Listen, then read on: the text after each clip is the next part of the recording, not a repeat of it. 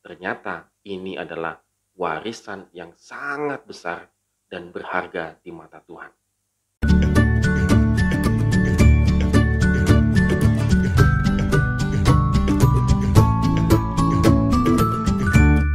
Shalom Good Readers, hari ini kita kembali merenungkan firman Tuhan, dan firman Tuhan kita ambil yang kita akan renungkan yaitu dari 1 Tawarikh pasal 2 ayat 1 sampai dengan yang ke-55.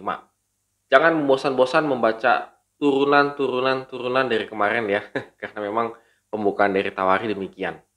Nah, Good Readers, kalau kita punya orang tua dan orang tua kita misalnya dipanggil Tuhan, kita mah inginnya tuh mendapatkan warisan yang enak begitu ya. Misalnya ada rumah, ada mobil, ada uang, dan lain sebagainya. Ataupun kita sebagai orang tua misalnya kalau nanti akan dipanggil Tuhan, kita sih inginnya mewariskan kepada anak kita yaitu ya harta benda dan lain sebagainya.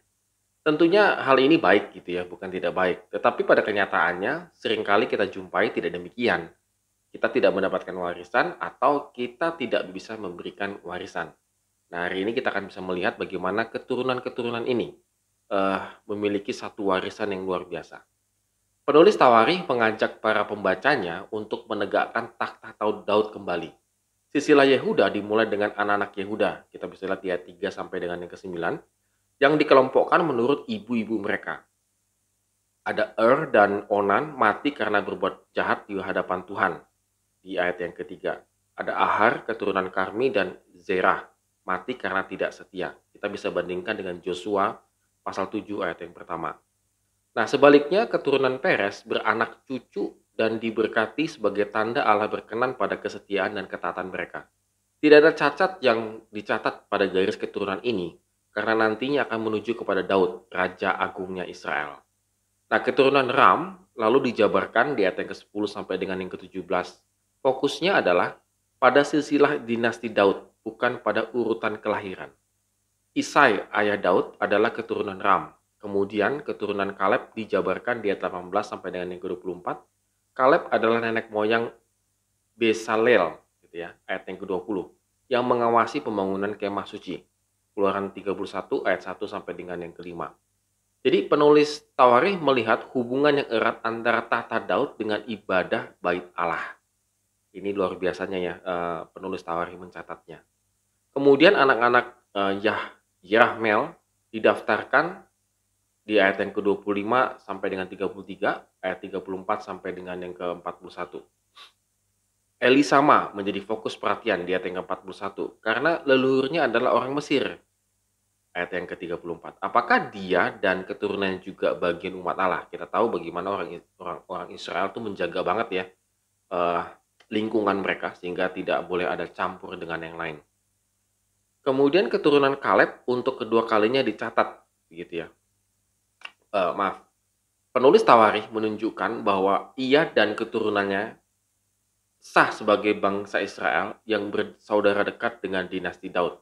Yang tadi kalau kita tadi perhatikan Elisama itu tetap dianggap oleh penulis Tawarikh ini adalah keturunan yang sah bagi bangsa Israel. Lalu kemudian keturunan Kaleb itu untuk kedua kali dicatat di ayat 42 sampai yang ke-55. Ada dua penekanan di sini.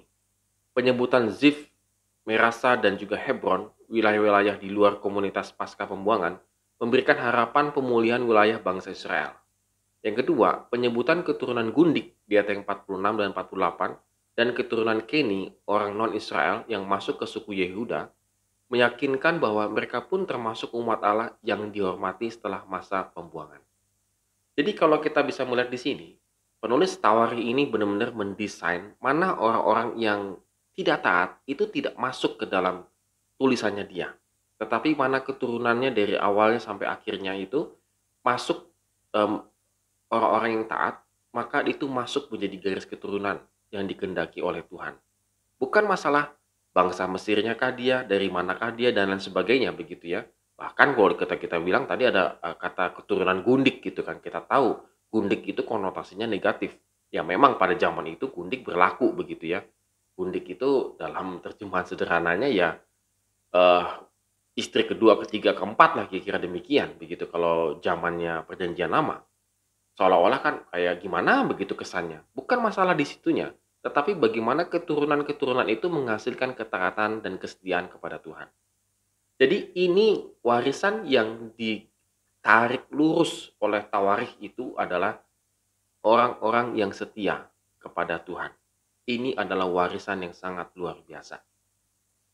Jadi sampai sedemikian penulis Tawarikh itu mensortir mana yang tidak setia, mana yang setia.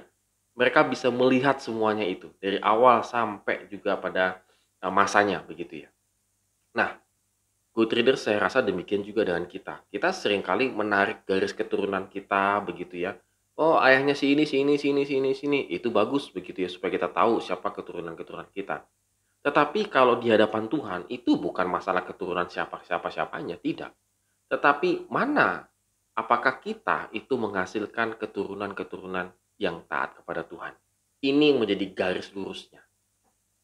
Oleh karena itu pada hari ini good readers, kalau kita boleh kembali melihat dalam kehidupan kita, apakah saya mewariskan kepada anak saya yaitu ketaatan dan kesetiaan untuk supaya mereka sungguh-sungguh takut akan Tuhan?